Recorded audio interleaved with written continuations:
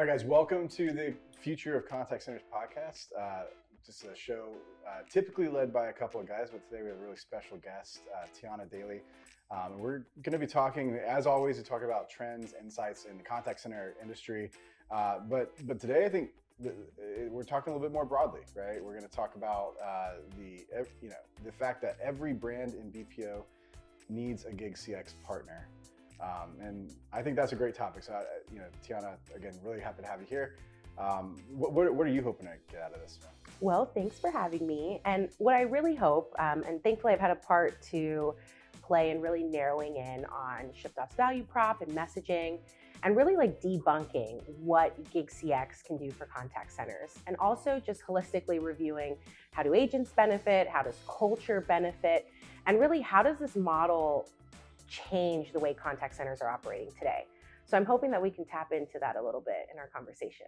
Yeah, that sounds great. I think you'll probably bring a really good vantage point on the discussion where Nate and I are just really, really ingrained in the operation and probably a little bit too focused or too ingrained to get a clear picture sometimes of what we're doing. And I think you're in a great position to sort of extract maybe more of the message, more of what's going on here and what's special about it, because I think there's a lot of special things about what we're doing. I'm more of the storyteller, not the numbers gal. So I'm excited to really weigh in on that, because I think what ShyftOff is ultimately doing for the industry is really special. And, in an effort, I think GigCX makes contact centers sexy again, and that people want to work. And that's the thing. It's one of those industries and it's one of those jobs that are really hard to do, and I think has a bad rap, just naturally from hardworking conditions, long hours. Also, the treatment that agents get isn't really ideal. And this is really an awesome model to change that and really move towards a more modern workforce, flexibility, autonomy, all the things that people really, really want out of a great job. Yeah, and to add to that too, I mean, not every contact center is bad either. Like, we have a lot of organizations that do a really good job at what we're trying to accomplish here at scale. You could read about Tony Hsieh at Zappos, like great reputation, supposedly great culture, but I'd say like 90 or more percent of the industry is flawed in the way they treat the people that work in their contact center, at least in my view. Not to trash the whole industry, but I mean, there's an opportunity, I think, broadly to really improve this holistically. Yeah, and it's hard work. I mean, being the front lines at any company, if you're in retail, if you're a cashier, but even being on the phones or behind email, you not only have to hold the weight of carrying the brand, and you're also really the company voice. You're that first person that an angry, a happy, a sad, a frustrated customer gets in touch with. It's like, how do we improve that? How do we make it better for customers? How do we make it better for agents? And I think GigCX does that really well. Yeah, I think so too. So should we get started? I think the first topic we want to talk about was augmenting the team with GigCX. And you proposed this topic. I'd love to hear your thoughts on where you want to dig in here. Yeah, so I think one of the things, right, in storytelling, not only about what ShyftOff does, but really diving into the GigCX model, is debunking a few myths about GigCX. And I think a lot of folks that we talk to, and this is just firsthand from being on the conference floor as a ShyftOff rep, hearing what people have to say about us, I think it's a really great opportunity to say, hey, is this true? So one of the things that we really hear often, and I think where a lot of people have reservations about adopting this model, is thinking that we would replace their entire team, right? Or potentially their BPO partner. And for contact centers, that can be a really scary thing, because you think about all the technology, the investment, the time. There maybe is an executive on your team who's like super in love with their current BPO partner. The idea of just overhauling that whole situation, it's intimidating. So I'd love to pick your brain, right? And say, how does that work? Like, does ShyftOff or GigCX model completely replace what you have already? I mean, it can. It's not, but that's definitely not the norm. I would say what makes, for me, I always think 30 to 50% of your operation should have a flexible GigCX component to it. And so I look at it as a mix, like, especially for larger organizations, right? You're not going to want to put all of your dependency on one single partner. And so, having the experience of both operating a contact center from a brand perspective and leveraging partners in previous roles I've had, I would never pick one partner, right? And uh, I would never completely replace my internal teams. Like my internal teams are truly my most valuable members of the organization. But my partners, like my vendors, my BPOs, whatever you want to call them, are there to help me make sure that my staffing is right at all times, right? And when we and the reason I think we augment more than replace is that gig solves those really hard to reach intervals of staffing. So uh, I always had, I tell this story quite a lot, but in my past experience of operating a contact center at 5:30 p.m., everyone in my team was ready to go home, as they should, because they work 9 to 5, right, or whatever the hours are. And they don't want to work nights, they don't want to work weekends, and that's totally reasonable and okay. But the problem is, customers tend to start calling right around that time. So I drive home, and that's a perfect time for me to make a phone call to my internet provider or whoever. And so you have to be able to have staff at those times. But when you take a full-time person who is a W-2 full-time employee, and you say, okay, well, I really need you to work these odd hours, it puts a strain on their life. And especially, and the reality is that's changing a lot too. So you create a really bad employee experience on the tails of your schedule. So on the nights and the weekends and the peaks, it tends to show up as overtime. It tends to show up as again, just bad scheduling. And so you realize when you have your own team and that burden's on them, then you say, okay, well, I'm gonna go give it to my vendors. Well, your vendors are typically working the same type of, like, they have the same model, so they're actually struggling too. And so I think the augmentation of GigCX makes a lot of sense to say, well, let's alleviate all that pressure, and let's go find the talent pool that actually wants those hours. And then we're no longer creating friction between the people that are, there's literally no friction now in the entire network, right? And we've never really had the opportunity to do that before. So to me, the augmentation is necessary to actually make the operation that you're already running today even better, and agents happier, and a lot of great things come from that. So naturally another question comes to mind, but we're going to save it because I think there is a bigger conversation to be had. I want to make sure we get through some of these myths just to kind of, hey, we're attacking all the issues. But just to put a pin in it, I would really love for you to paint how GigCX really works in a contact center, right?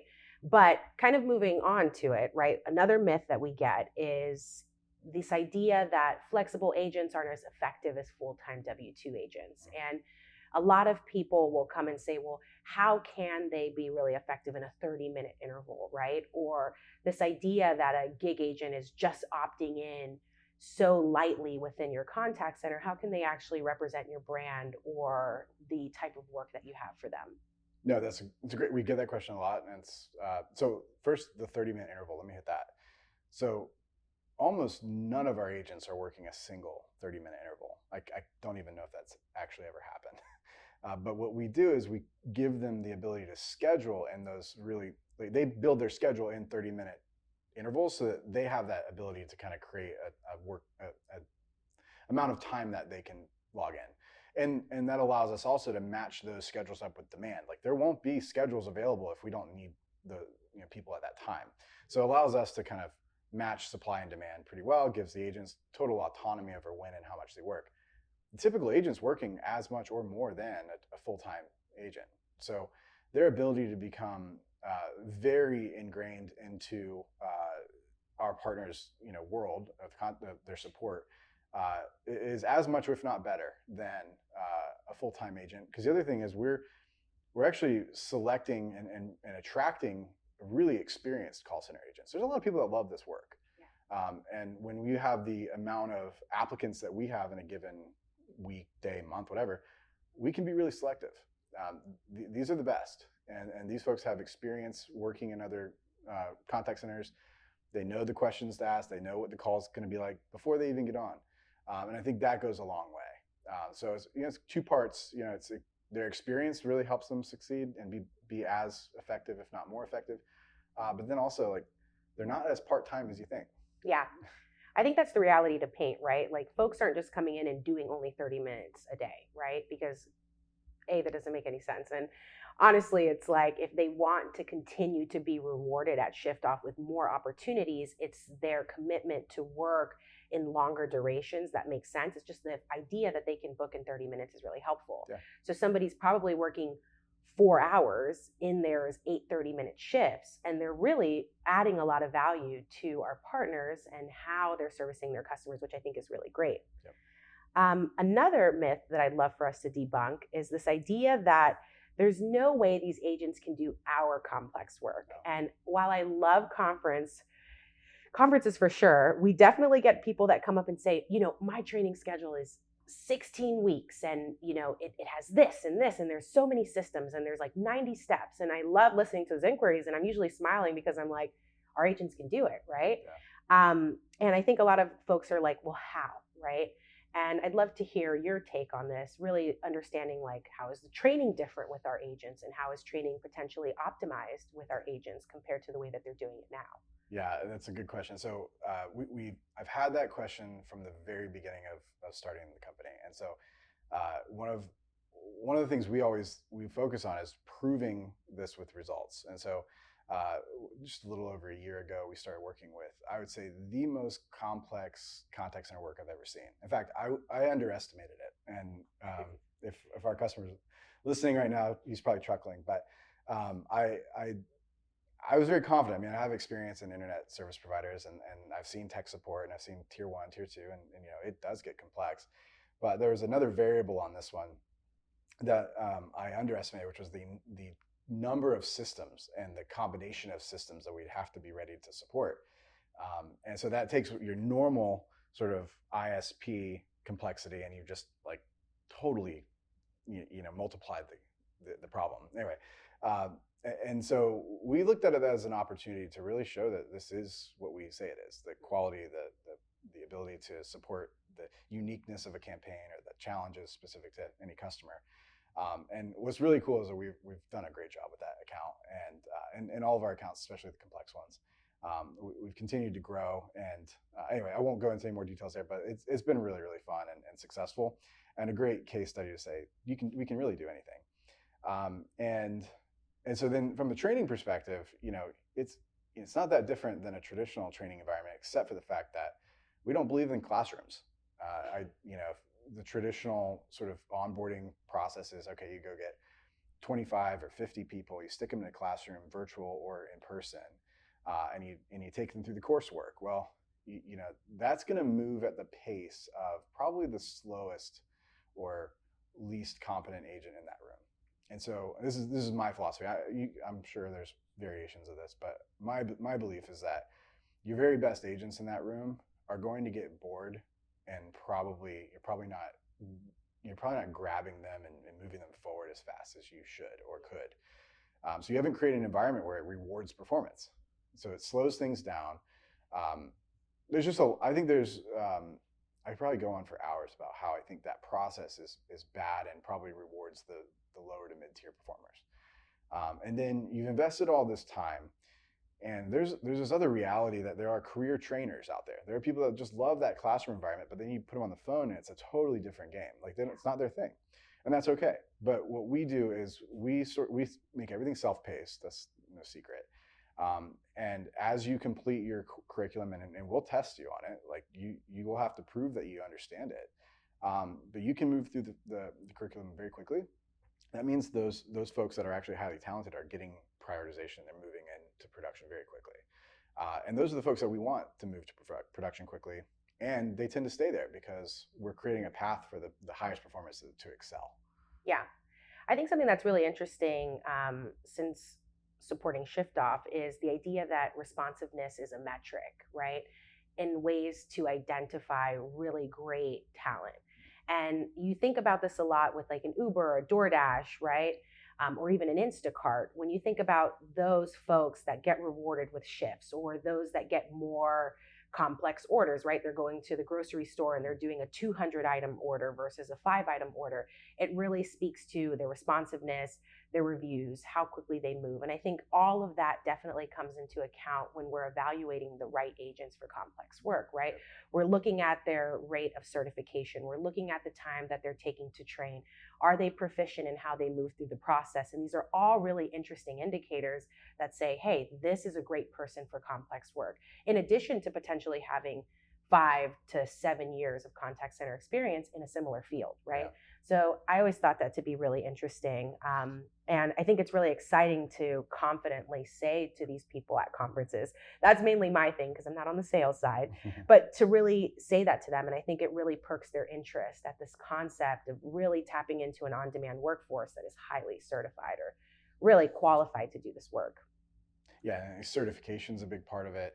But then we collect a ton of data, and it's specific data to each of our customers, right? So if net promoter score is important to one of our customers, well, that's what we're measuring by each agent on. Or if it's issue resolution or some other whatever it is, right? We see them all. That's how we're driving and reinforcing performance within a campaign. And then when we go select agents to come into a campaign, we're looking at that past performance, but we're also using, I would say, state-of-the-art. Well, we're using AI to start evaluating agents on the front end. So do you have the capacity, the competency to handle what you're signing up for?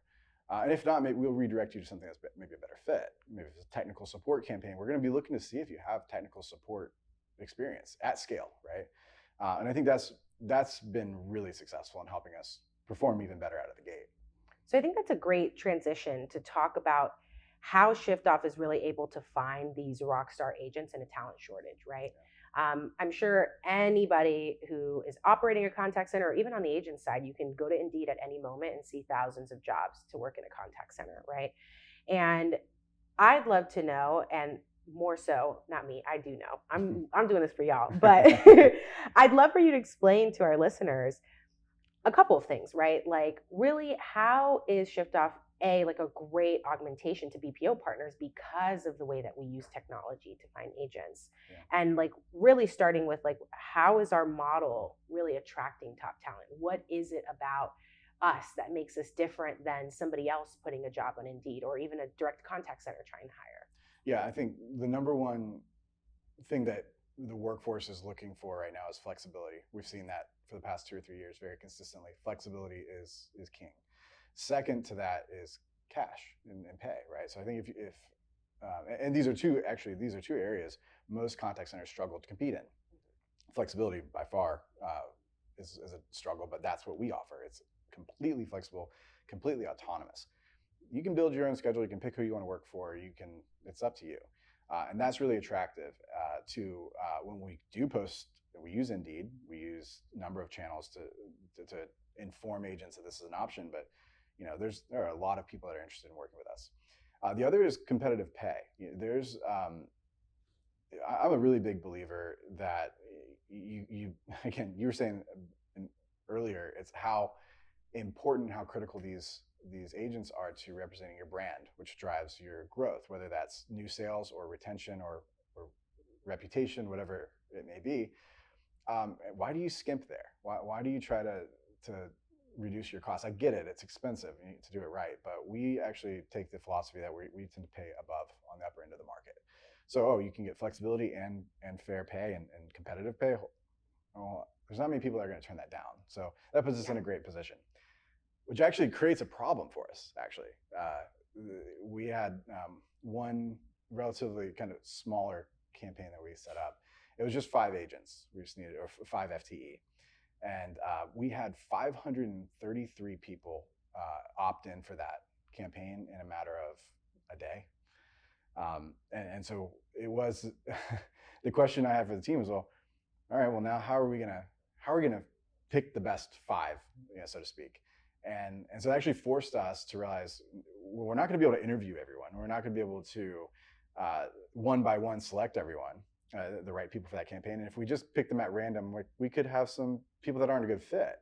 So it actually forced us to develop AI matching, which has been really amazing at being able to look at a really large talent pool and then say, all right, well, these are the ones that are going to do the best, what we think. Yeah. And so, if it's tech support, I was saying we're gonna go look at a number of things, like the data that you've already logged in our system from other campaigns. We're gonna look at information you've provided us whenever you've signed up for the account, including your resume and other things.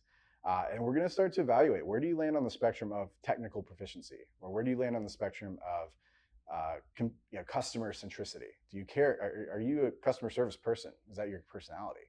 So we evaluate all those things, and then the best agents, the best fitting agents, kind of bubble to the top, and those are the ones that get selected. And we've seen really great results there. That's awesome. Yeah, we're continuing to refine it as well. So it's cool. Yeah, I love listening in on it. Fortunately, I get to sit in these like mastermind meetings at ShyftOff where I get to hear how every member of our operations team really finds these technology advancements useful. And even early on when I had joined the team, I did some customer interviews, some influencer interviews. And one thing that really stuck to me was what ShyftOff is doing with technology is so cutting edge and ahead of what everybody's doing in the industry in terms of finding talent, that it's great to see it really come into fruition. And not only are agents finding really awesome work that they enjoy to do, but we're enabling our contact centers to have the best agents in their back pocket to serve their customers. So I'd love to also tap on something else that we do at ShyftOff, which is priority boarding, and maybe go into a little bit of how that also helps ensure that we always have the best agents on any partner campaign. Yeah, so when you look at the workflow of how an agent kind of comes through and they choose which campaigns they want to work for. Obviously, in the AI matching, we get 533 applicants. We got to pick those 5 or however many. After that, we start seeing how the agent's going to perform in the real world, like in production, right? And it's important that we can evaluate people up front, and that's fine, and it helps a ton. But a lot of times it really comes down to what's the agent going to do. How is their performance? There's a lot of variables, but we basically create an incentive model that looks at the actual performance of the agent, customized to the client. So let's say if it's sales campaign, we're going to be looking at sales performance. If it's a tech support campaign, we're probably looking at issue resolution or maybe net promoter score, something like that. And so we're going to set those KPIs for each campaign, and that's actually going to drive who gets priority scheduling. So I always draw the correlation to Southwest. I might have even talked about it before on here, but I don't know. But we just love our Southwest, They don't love me. I'll tell you why. Because what they want is somebody who checks into their flight a day before. I've almost never done that. And then they also want someone who's going to arrive to the airport earlier than more than an hour before. I am the guy that checks into the flight on the way to the airport, and I'm walking through the door as they're about to close it. And that's perfect because I have not wasted any time. But I'm not, so I don't like, Southwest punishes me for that. That's not behavior they want. So they actually make me, seat C57 or whatever. So I'm lucky if I've got a middle seat in the back somewhere, which is not good for me. What they would prefer, and the behavior they're trying to drive, is that I check in early, that I get there on time, and I can get, zone A10, which means I walk in the plane and I have every seat available to me just about, and I can pick the aisle seat if I want, the window seat, I can be at the front, wherever I want. And so I've been rewarded for doing the things that are good for Southwest. And so we have a similar process, right? You're reliable, you're hitting your metrics, whatever else is in that formula, you're going to have the first chance to go build your schedule. So when you're in priority boarding zone 1 for us, you log in, you have an early sort of choice at where to build your schedule. So when you want autonomy, and you have sort of the absolute maximum number of choices at your disposal, I mean, that's pretty valuable, and people get excited about that. And it works well because those high performers tend to pick up most of the shifts. Yeah. Well, I think what's interesting, and maybe I can go back to the point that I said we were going to double click on. Yeah. So I had a chance to do a customer interview, and I remember that one of the things they mentioned and loved about working with ShyftOff is, at the time, they had a very small contact center operation, but they were able to create a large feeling contact center operation with the support of ShyftOff. It was a technology company in the medical space. And I think about how the augmentation from ShyftOff really helped improve the culture of their team and how they were able to scale. So I'd love to maybe click in on like, how does that work, right? Like, what does a gig-based agent look like on the team? How do they stay in the mix so that they're able to scale when they need to? Because they also love that opportunity to have this person, right? This FTE that was really flexible. And then at any time, if they needed, at their busy season, 5 to 10x that, they could, right? Yeah. So what does that look like? Yeah, I mean, I know which customer you're talking about, and that's exactly right. We basically took over all of their tier one support. So pretty much every call that comes through it, I believe, routes through us first. It actually gives that organization an opportunity to focus on maybe the more high value operations. So maybe the real problems that are maybe tougher to solve, we can escalate them to, and they can spend their time solving them, and we can handle everything up until that point. As well, when they have, this particular client has a big amount of seasonality. So it's hard for them to justify building a team of, let's just use round numbers, having 100 people on their team year round, when really they only need 100 people for 2 or 3 months. The rest of the time, maybe they need 25. That's a tough thing for any organization to solve for, especially if they don't know this option exists. They might actually go staff 75, which means they're really overstaffed most of the year, and then when their customers need them most, they just get completely bombarded and burn people out, and customers are unhappy. So for us, we actually set up that flexible pool for them. That's kind of a natural byproduct of how our operation works. Like, we do bring in quite a few more agents than you might think. So if you need 10 people, we might bring in 30, we might bring in 50. And those agents have a pretty healthy dose of experience all the time with the customer. And so when the volume picks up and they need more people, well, we've got a pretty good bench that says, hey guys, there's a lot more shifts out there. Why don't you go take a look? And we see a really strong immediate uptick. So that's just kind of, that flexible model means we bring in more people to train more people. It doesn't cost anymore. And you sort of have the best of both worlds, high quality agents that, we vet thoroughly, and enough of them to sort of be there when the business fluctuates. Yeah. I think also, just to like reinforce it, it's almost like the Southwest model. Like, the gig agents are incentivized to stay on top of the training for these customers so that they're always available for the shifts. And it's not like they're reading all the time, but we keep these modules available. We're evaluating how they're moving through that process, so when the time comes, they're ready for that, right? And I think the team is really great too about planning and working closely with our partners, that nobody's, wasting time doing anything, right? It's extremely efficient, right, so that the right people are always trained and ready to go right when you need them. Yeah, these agents are getting a pretty consistent dose of whatever campaign they're working on. They're dedicated, by the way. That's a lot of, that might be another episode where we kind of talk about dedicated versus shared. Everything we do is dedicated, which means the agent is really thoroughly educated on the account.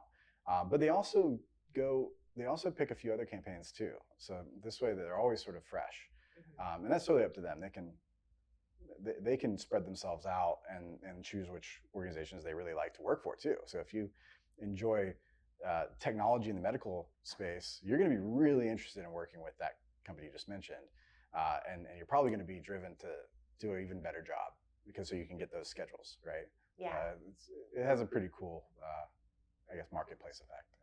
Yeah, I do feel that with ShyftOff, or even a GigCX model, we're able to create a happier agent. And I think one of my favorite parts to tell about the ShyftOff story is how we're really improving culture, right? Seasonal hiring is easier. We alleviate the stress of having to scale on demand so quickly, and we're also finding really great talent for that. I also think of, in the case of that customer, we were able to take their tier one so that their agents are able to focus on tier two concepts or challenges. And in turn, their agents have flexibility, right? Like, agents can now feel and be treated like salaried employees. There's no flexing shifts. Right. There's no like being super confined. It's like there are solutions now, right? To be able to slot in to make sure that the customer experience is never killed. But I also think there's something too about the flexibility that it creates for everybody in the company, right? I think contact centers that adopt a GigCX model almost inevitably change their mindset about how all of the agents within their organization operate. And I'd love to hear your take on that too, in terms of how we're really changing culture in the contact center. Yeah, I used before COVID, I guess, I don't know, 10 years ago or so, my office was right next to the contact center floor. And I would walk out all the time and, chit chat with agents. And I could tell a really big difference when we hit like this busy period. There's one month or two for this particular group was really, really busy. And they didn't have a flexible model like ours to augment and to alleviate. And so everyone was being forced into mandatory overtime, like some of them like 4 hours a day. It was bad. And you could feel the morale, literally the change in morale in that room, the physical room, you could actually experience that. And so if you can walk into a room and feel that tension and feel that pressure, these are folks that are passing up, their daughter's softball games. These are folks that are, they have lots going on in their lives, but this company is basically saying you have to be here for 2-4 extra hours, which I don't know. I found that to be really challenging, and I think a lot of companies still operate this way. Yeah. And I think it's because we're kind of numb to it. It's normalized, and we forget that there's some, these humans. It's hard for them to operate this way, and I think you can alleviate that. And by the way, the agents, when you protect and you take good care of the people that work on your teams, they take care of you.